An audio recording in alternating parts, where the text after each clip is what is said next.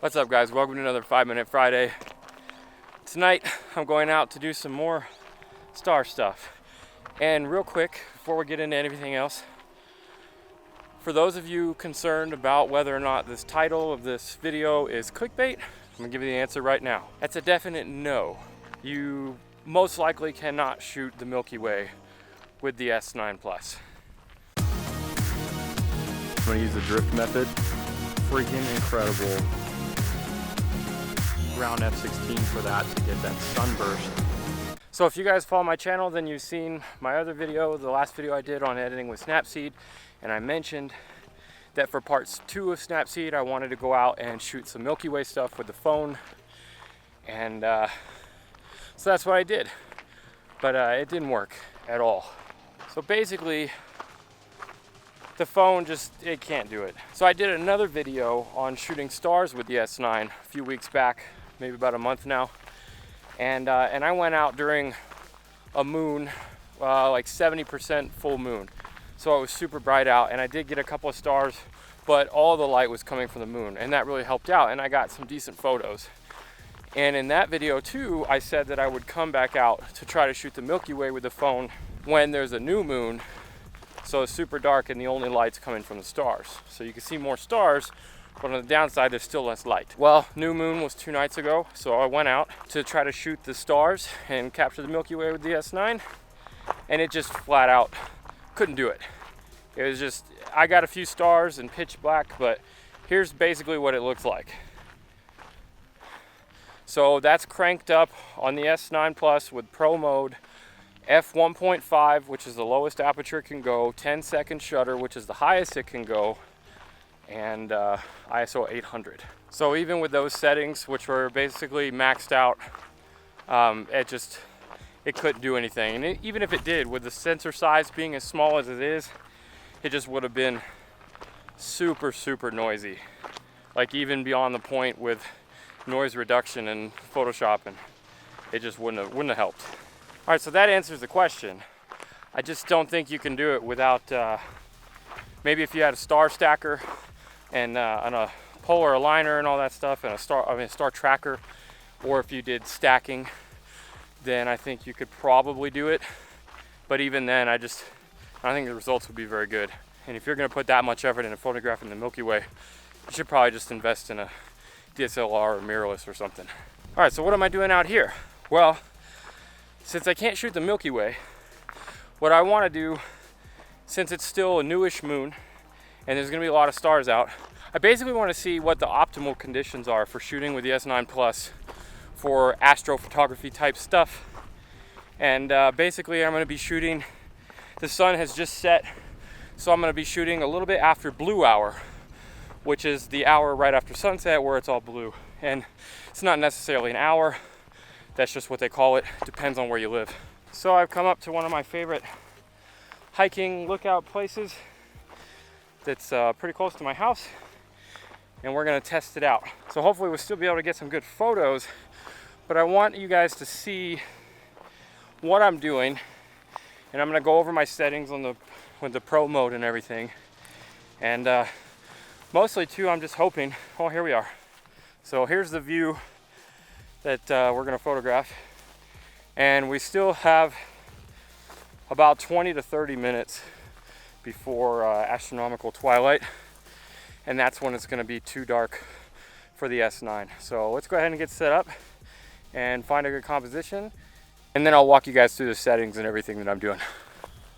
All right, so I've got my composition all set up. I've got Brittany, the model, where I want her. She's over there sitting on a rock, and I have gone ahead and done some test exposures, and right now it's still not as dark as we want it yet, but I'm gonna start shooting anyways, and I'll walk you guys through the settings. So I've got it on f1.5, which is the lowest, widest aperture that this has. It's on ISO 50, which is the lowest it has, because right now I still want to get away with as clean of image as possible. So until I have to bust out that 10-second time limit, I'm gonna keep the ISO as low as possible. And to get it exposed, don't trust what your LCD shows you on the back of it. Whoa, that's creepy. I don't know why I just opened up Instagram, but. So yeah, don't trust the back of the LCD screen for a proper exposure, because what you're seeing there is not accurate. Trust, go into pro mode and trust your EV.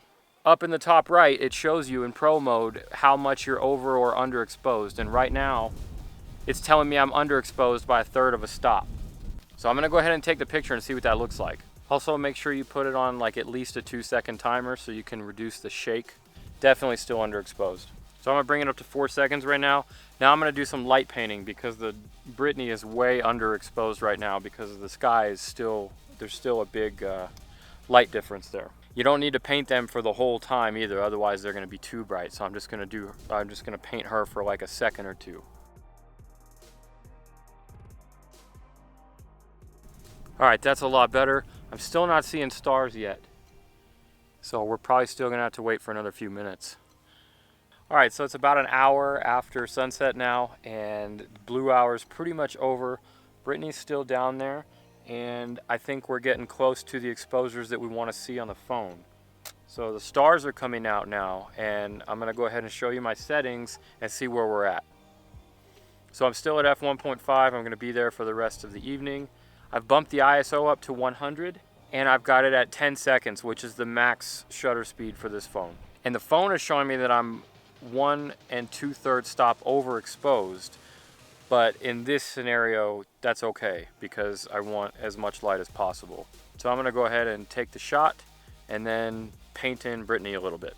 Okay, so earlier when I said we were about an hour past sunset, that was like 10 minutes ago my time. Now we're actually almost an hour past sunset. We were only about 40 minutes past sunset, and now we're getting closer. Sunset at 8:07, and it's now 9:02, so now we're about an hour.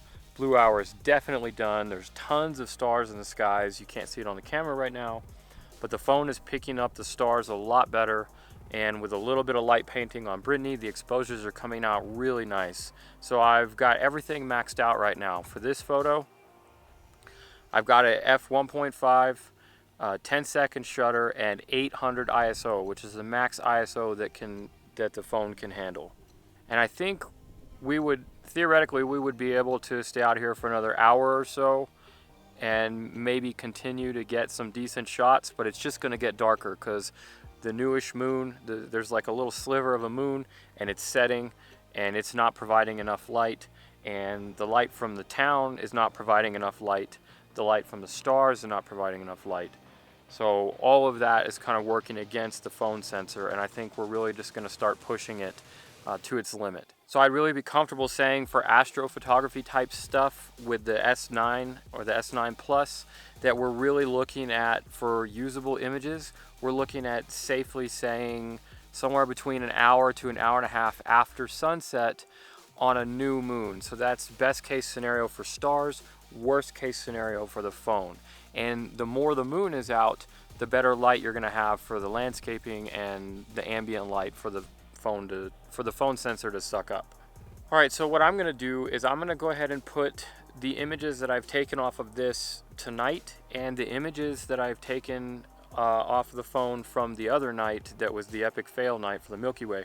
I'm going to put all of those into a gallery, and I'll link it down below so you guys can go check out the high-res files, because I know it's hard to see, especially when you guys are watching this on mobile. So go check those out and let me know what you guys think. Is the quality good enough for you guys? Is it horrible? Let me know what you think. So I'm going to go ahead and call this an episode so I can get back before it gets super late. So I hope this really helps you out and figure out how to get the best out of your phones. And like I said, this is mostly an S9 Plus video, but this goes for any phone that can do pro mode or manual mode. They can all do something similar these days. So I hope this helps you figure out how you can get more out of it, and don't let the sun setting stop you, because as you've seen, you can still get a decent amount of shooting after the sun goes down with these things. All right, so if you have any other questions about anything that I did or didn't cover concerning the pro mode and shooting the stars and all that stuff, leave those in the comments below and I'll definitely answer them. So also stay tuned for the Snapseed Part 2 editing, the landscape editing with Snapseed. That'll be coming out next week. So make sure you hit that like button. Thanks for watching, and I'll see you in the next video.